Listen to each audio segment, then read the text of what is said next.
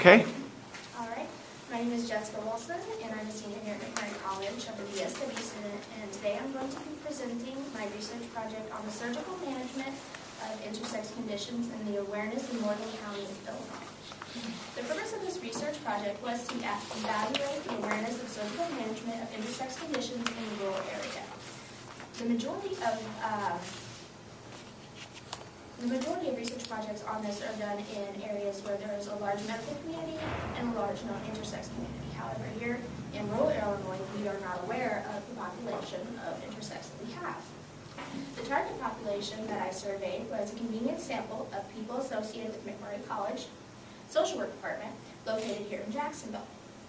This project was used as a survey research generated by esurveyspro.com, and the software was then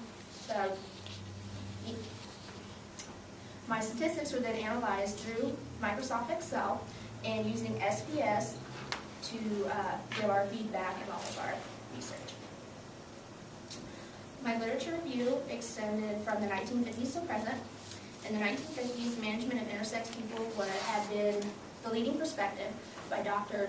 John Money, Joan, and John Hampton, and they developed a gender neutrality since birth ideal, and this approach reassigned all boys whose phallus, which was at birth measured from 2.5 centimeters to 4.5 centimeters. If they fell in this category, they were then reassigned as a gender of female.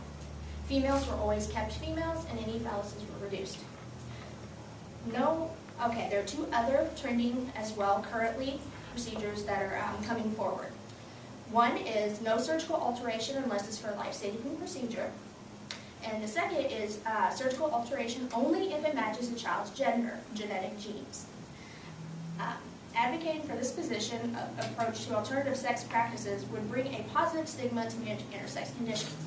Part of the problem with intersex conditions and knowing what best practice is that there has not been any current follow-up. Oops. Excuse me.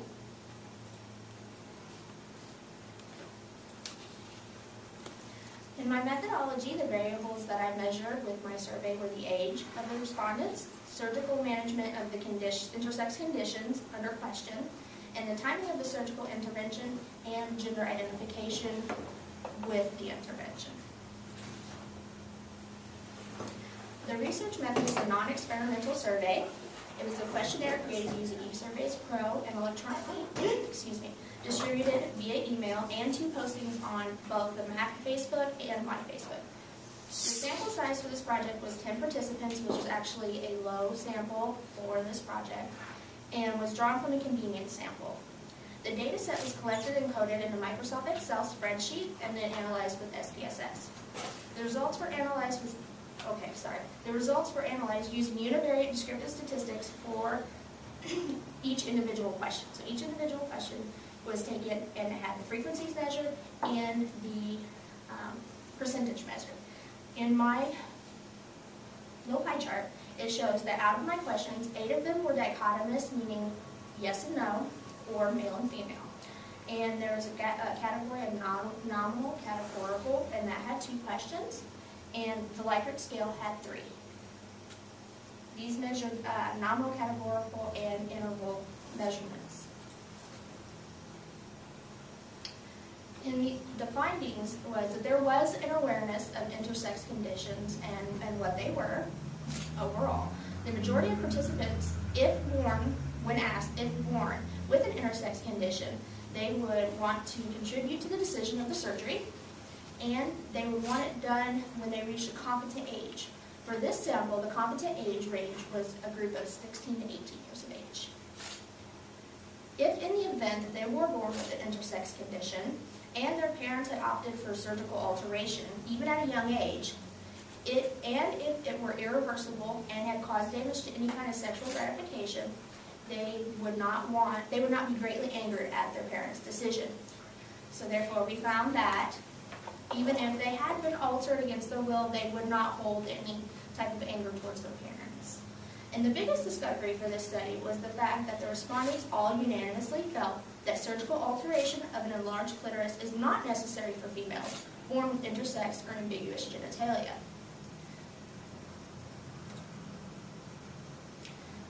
limitations to my study, however. Originally, it was constructed to mirror Susan Kessler's study in 1997 of a poll of a college similar to MacMurray, but in a metropolitan area, of non-intersex pupils on their perspective of surgical management of the intersex conditions.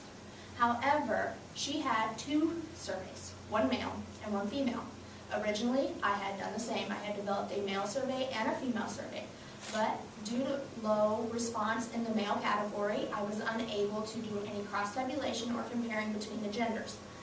All of my research is based solely on the female respondents. The 10 respondents I had were all female in the category of intersex conditions related to females. And part of the problem was a time constraint. Our presentations and everything were only ranged from October and November, in which the survey was put out. So we only had 2 months to collect the data.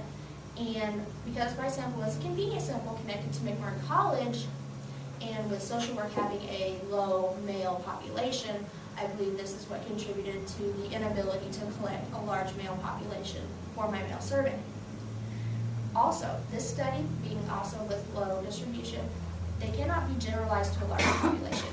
The results of the survey are only to those who have taken the survey.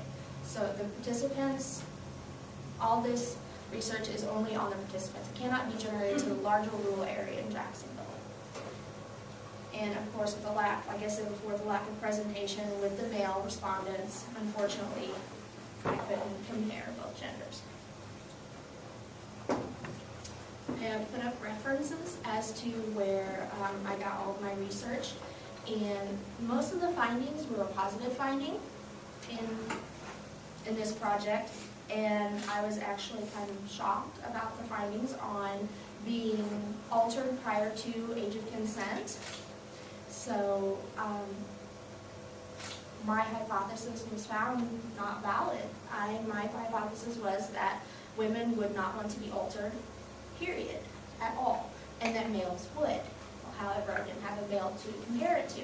But with this research, I found that females would alter themselves in this category. Any questions? We do have time for questions and answers, if anybody has any. I do have one. You just answered the one on your expectation and your hypothesis, so thanks for answering that. That your findings were different than what you expected. My second is, so since you had such a low male response, how might you in the future be able, what might you do you think, to be able to get males to participate so that you can do a comparison between a genders? longer time continuum would also, be relevant to that. I would probably send out more notification via email, or put up possibly a flyer and let everybody in the social work department and speak with MacMurray College if it was convenient to draw more male population. And I'd also say you could consider remuneration, like guys like free pizza or something, right? Okay. So something like that could work too, as long as, of course, you report that you provide that. Any other questions for Jessica? Okay, great job.